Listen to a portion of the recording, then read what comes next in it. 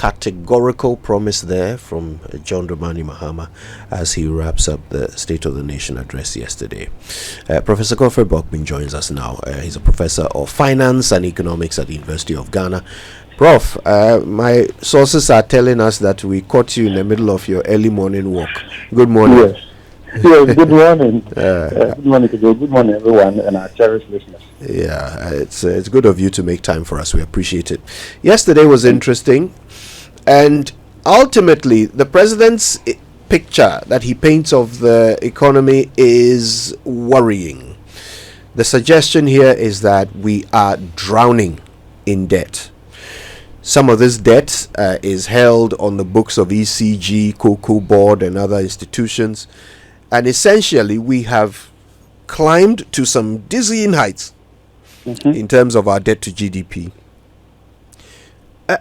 But the opposition thinks that it is actually intellectual dishonesty to measure the strength of an economy by its debt. Prof, take us to school on this one. Could you?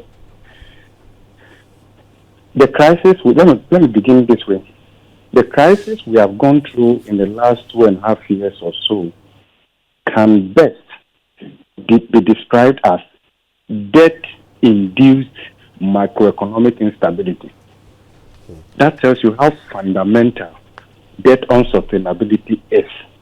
When the public balance sheet is impaired, there is no breathing space for household balance sheets, private sector balance sheets.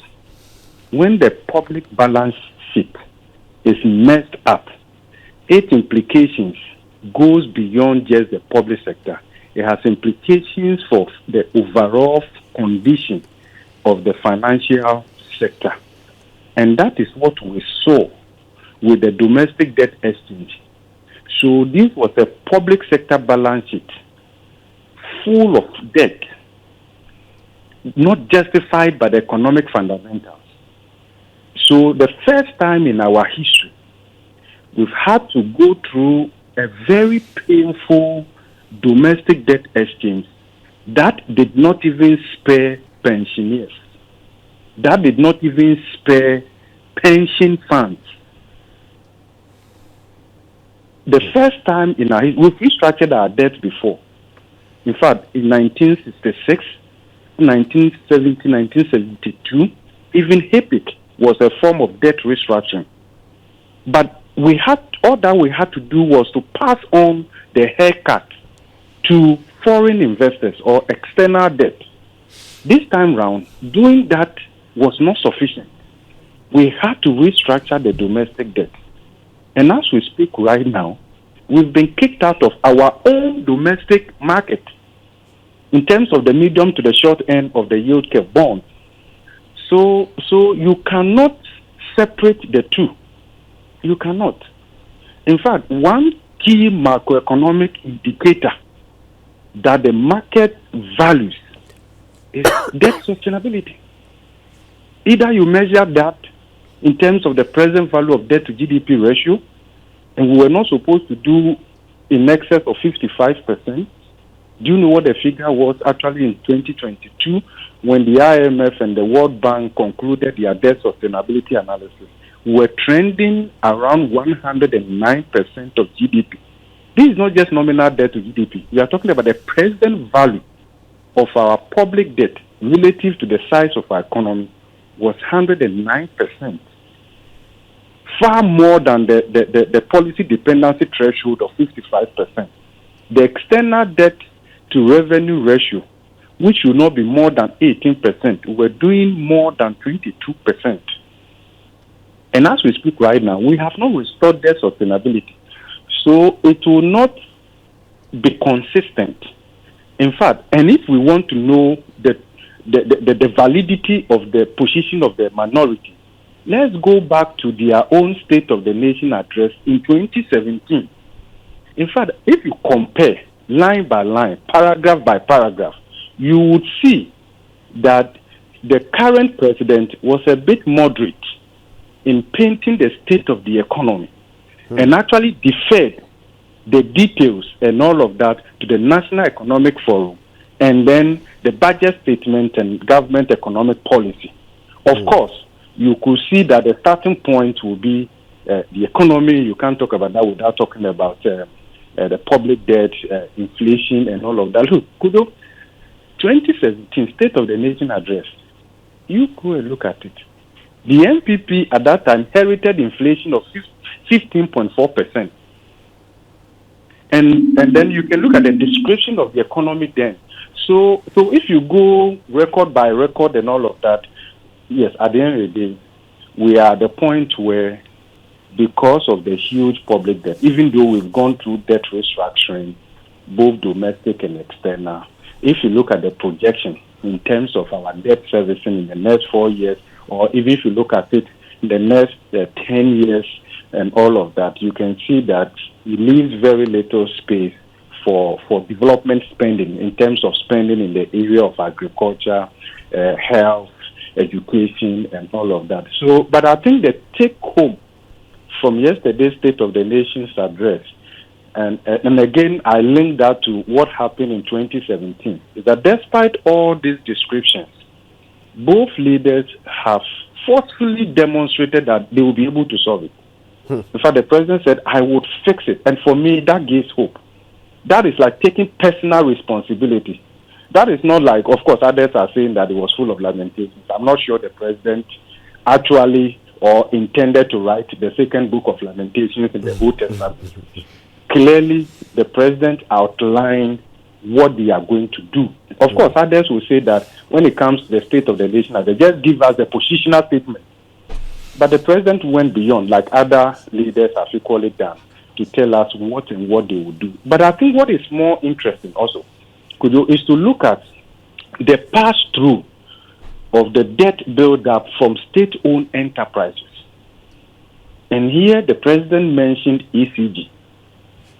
Even before this statement of the State of the Nation's address, we had indicated that the biggest threat, probably, except for irresponsible mining, illegal mining, the biggest threat to our fiscal sustainability, or the black hole in there, is actually the energy sector. In terms of the energy sector shortfall, indebtedness, despite the fact that there have been taxes and taxes and taxes.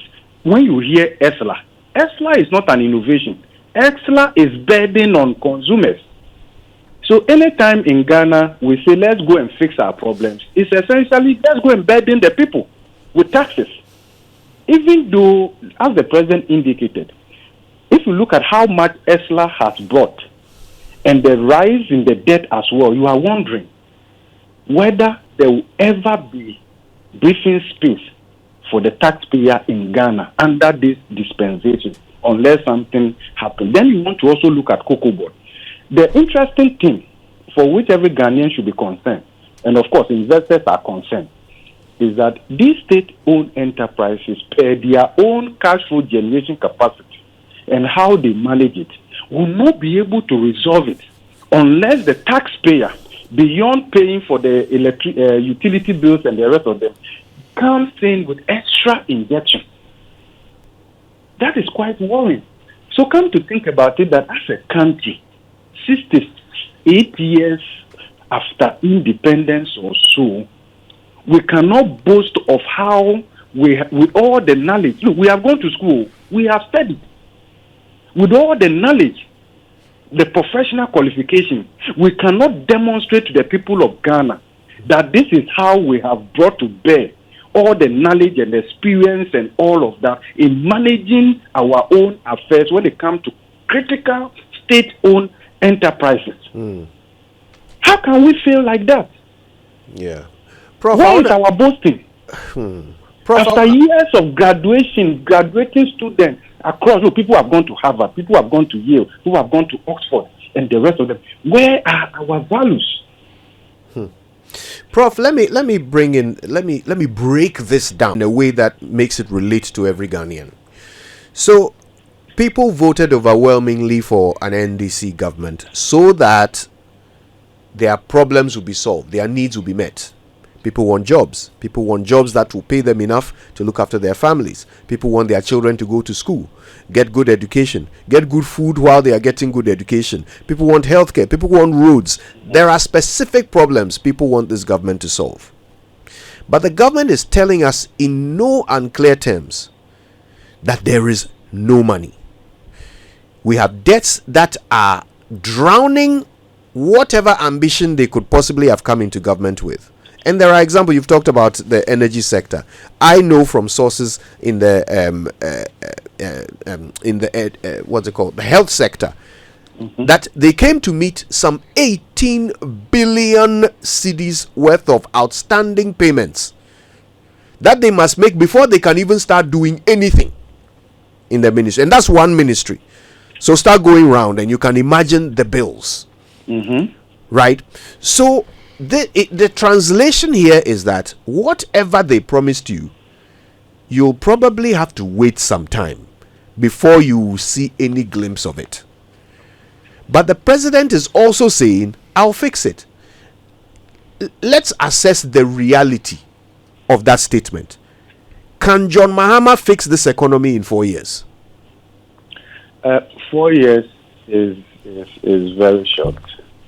But within these 4 years, we can make demonstrable progress. And I want to believe that that is where the president is coming from. But we can look at this fixing the economy across a number of indicators. I want to believe that in the midst of these challenges, and of course, if you take over a company, a country, you inherit both the assets and then the liabilities. So it's not like it's only liabilities, bills, and all of that. Revenue will come in. We have assets, we have natural resources, and all of that we should be able to use to turn the situation around. But again, from the NDC's manifesto, they have indicated that they will grant immediate relief to Ghanaians through revisions and rationalizations of our tax regime. So if they remove e-levy, that provides immediate relief to Ghanaians, not only to households but businesses as well. We are talking about COVID-19 health levy. We are talking about, of course, emission levy. There's nothing to eliminate from there. It's a zero balance because we haven't really collected anything from that because the charging institution, DVLA, and also the equipment to measure the tons of emissions, we haven't acquired that the way it should. So there's nothing there really to cancel except the law that is governing that. But if you put all of these things together, it gives some immediate relief. Again, we can go back to 2017 when there was another regime change. In the midst of all that was going on, public debt and all of that, in 2017, the government took a bold decision to equally remove certain taxes, reduce rates of certain taxes and all of that. In fact, in 2017-2018, the government reduced utility prices. That puts directly in the pocket of households more than 4 billion Ghana cedis across the 2 years. And if you link that to the tax relief and all of that to businesses, our costing, we're looking at something in excess of 6 billion Ghana cedis. If you look at that in dollar terms, given the low exchange rate at that time, you could see. Then if you also look at the free senior high school that they implemented very boldly against all odds that it could not be done, we didn't have the fiscal space. That's leadership. The president said we are going to do it. And actually, they did it. Of course, we've had challenges and all of that. That should be improved. But you can't take it away from the NPP. This intervention, that is life-defining. And let me take advantage to say this. If you look at our democracy since 1992, even though the NDC prides itself as a social democratic party or something versus the NPP that is a bit more private-oriented and all of that. In terms of social interventions, the NPP holds the record.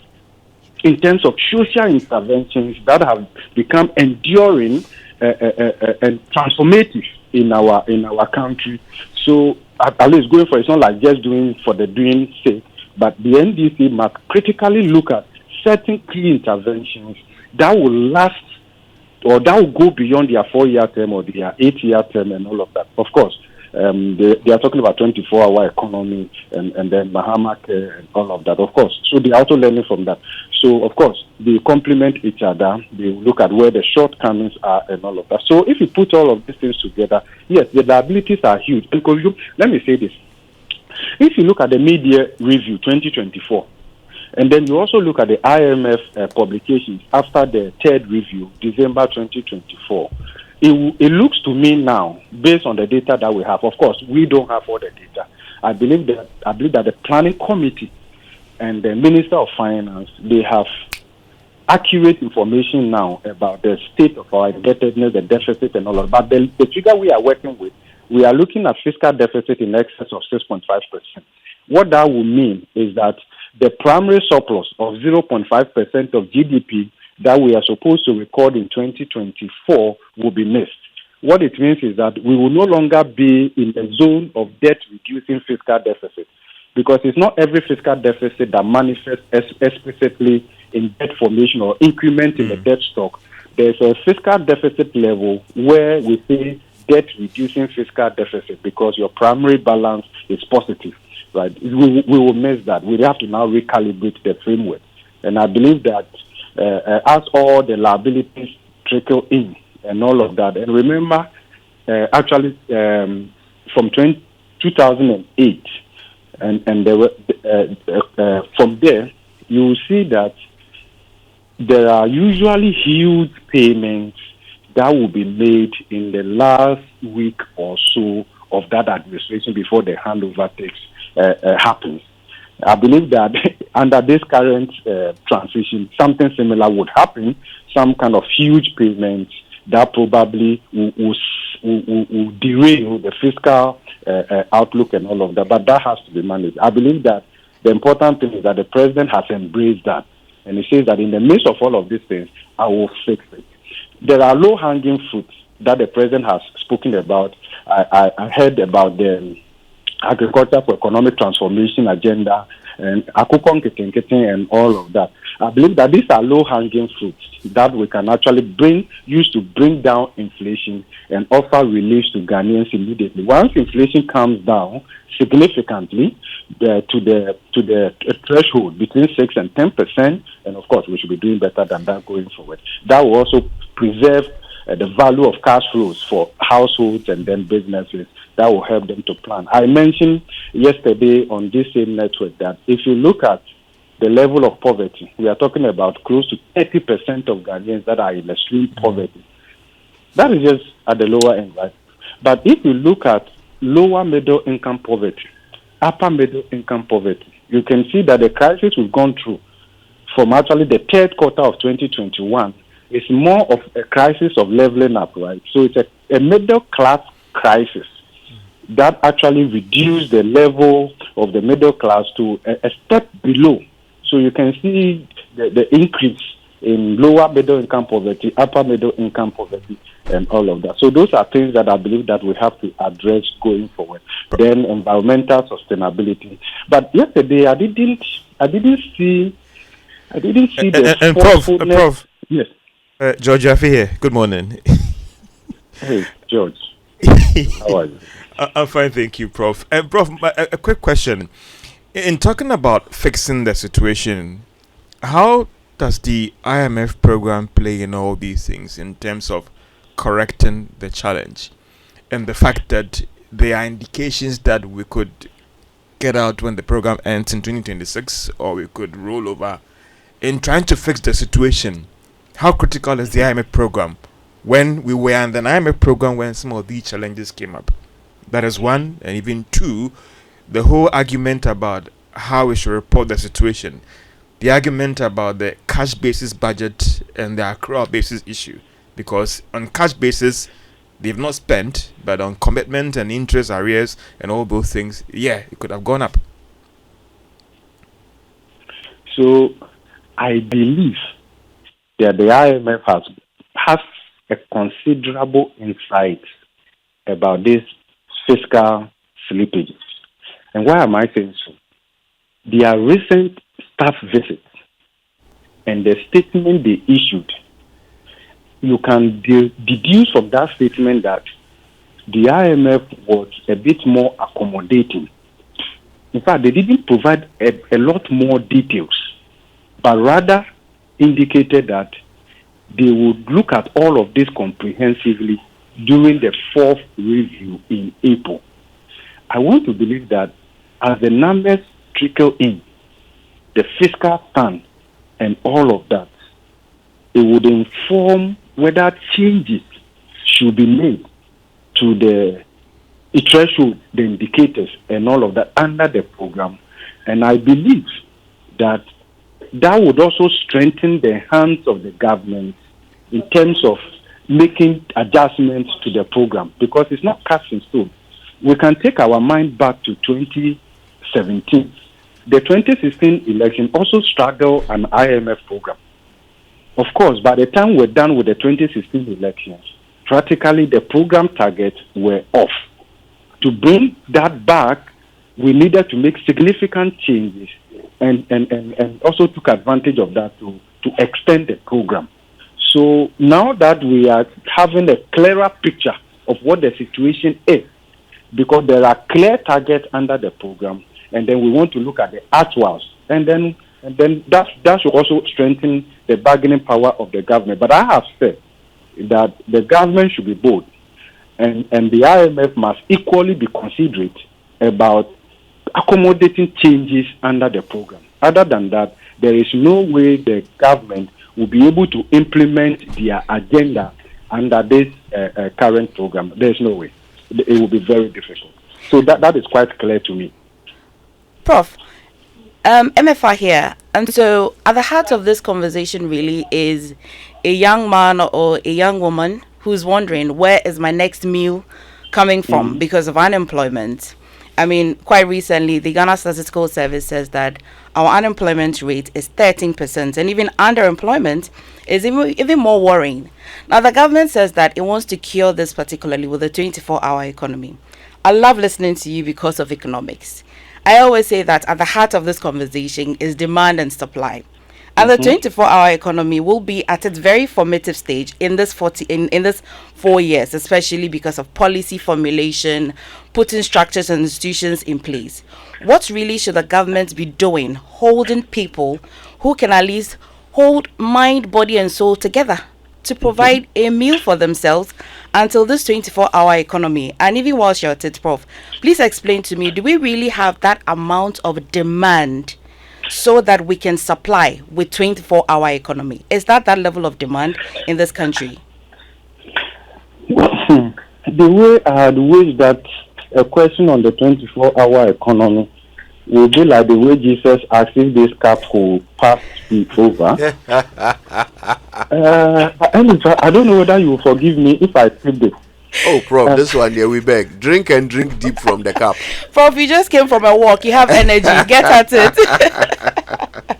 So I've not been able to fully comprehend the 24-hour economy. But my position is to give the benefit to the government. Sometimes a leader signals something very drastic, transformative.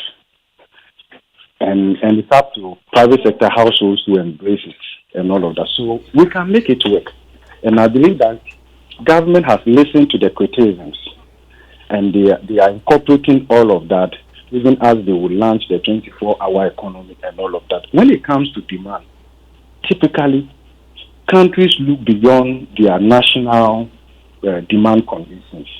So, for instance, if we are talking about the food value chain, and we are saying that you want to transform your economy through agriculture, agribusiness, agro-processing, then you are looking at how do I do this beyond the demand created in my own economy.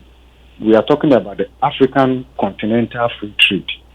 How do we take advantage of that? In fact, in 2025, this year, by the end of this year, Africa's net food import will be in excess of $150 billion.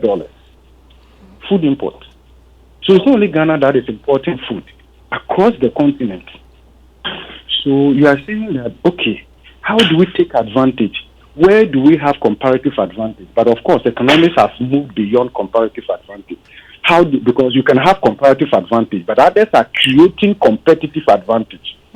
So you will die with your comparative advantage, and others will survive with the competitive advantage that they have created.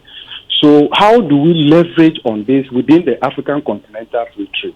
Okay, and access the African market when it comes to the pharmaceutical industry and all of that. So the question of demand and capacity and all of that, I think that can easily be resolved. That can easily be resolved when we empower the private sector under the African continental free trade area. The president also mentioned that. So it's all about being tactical and all of that. Beyond that, the demand can be created. Economic activity is a creation and all of that. So where can we do this and harvest results and build on that transformatively and sustainably going forward? Because there is something about the Ghanaian brand which we can also credit to our first president, or Dr. Kwame Nkrumah, and all of that, and how within West Africa and even within Africa, how other African countries view the Ghanaian brand and all of that. Then again, when you talk about the apparel industry and all of that, there is demand even beyond this country, in Europe, North America, and the rest of them. So actually, it's about empowerment, okay, and that can be done. Then even when it comes to food, really, if we say we want to even ensure food sovereignty, and that drives down our inflation under the 24-hour economy through agriculture for transformation and all of that, I think that we can take that. We can take that to be positive. We can build on that going forward. So I think that, yes, let's give the government the benefit of the doubt. But I also think that government will have to be clearer to the people in terms of this 24-hour economy, what the critical success factors are, and what key performance indicators are being developed to track that, and how will households and private sector feed into this. And of course, you can't talk about 24-hour economy. You can't talk about enabling environment for private sector when your Ghana reference rate is almost 30%, average lending rate is that high, unreliable power supply. In this country, we have power supply represented by electricity poles rather than the power that flows through it. Of course, I don't know how a megawatt looks like and all of that. So we have to give meaning to all of that and see how we connect critical infrastructure to economic units to create opportunities, lasting opportunities for the people of Ghana and the private sector. So I believe that it can be done. But it's all about the steps and the strategy that they will put in place and how they communicate that to stakeholders so that we can all buy into that. Yeah. Prof, before I hope I've drunk this cup. You have tried. Thank you for that, Prof. Now, before you leave us, in the last 60 seconds or so, I noted that you had wanted to mention some things that you were expecting to hear but didn't hear in the State of the Nation it didn't address. come across forcefully for me. Irresponsible mining. Of course, I'm not asking the president to put his presidency on the line that the previous government president did, and rather became an enabler. But I think this is an existential threat. I didn't get the impression that we are all at the same level, that we face an existential threat. How do we turn that into existential opportunity? And all of that. So those are the things that I want to believe that. I think I will humbly plead with the president that when you say you will transform this economy, welfare can be denominated across different layers. To someone, welfare transformation means preservation of our ecological environment. So there can never be any sustainable economic transformation and inclusive productivity growth in the absence of an ecological sustainability. It's not possible. And the transformation the president is talking about must be people-focused. It must preserve our planet Earth. It must reflect peace across the 16 regions and districts, even as we foster important relations with our neighbors and the global community and all of that. This we need to. I don't see that urgency. That is why at some point I look at it. Wow, I wish we had a bit of the Donald Trump in our president, right? In terms of the urgency I mean, in certain critical things, of course, dealing with corruption, the president has figured out. I'm not that hopeful that we go for this is country. This is Ghana. We know we be Ghana with this, as somebody will say, and all of that. Of course, some progress will be made, but you see at the end of the day, political settlements and all of that will begin to play out. But please, the environment. If anything will cause me to leave this country, it will be because of irresponsible mining, and I fear for this country. We can say that only 44 forest reserves have been destroyed, but the river streams and all of that is heading southwest. It's so close to us to think that only 44 reserves have been destroyed. How many should be destroyed before we declare state of emergency? In fact, the state is undermining its own legitimacy. If we don't deal with it now, which will cost us less, a time will come, it will cost us so much to deal with this, and it may involve bloodshed. Yeah. Wow, that's quite a foreboding thought, but absolutely valid. Thank you for sharing that, Prof. And thanks for everything else. Professor Godfrey Bokpin taking time off his early morning constitutional to have a conversation with us. We appreciate it very much. Prof. Prof. Thank you. Prof, good morning. Joseph here. Prof, you need to see me. Prof was my lecturer at the University of Ghana. Yeah, a great lecturer. It's too late to get extra points. No, I've done already, but I don't know whether I'm coming back for a PhD. I don't know. Anyway, Godfrey Bokpin is a professor of finance and economics at the University of Ghana, and he's been our guest this morning.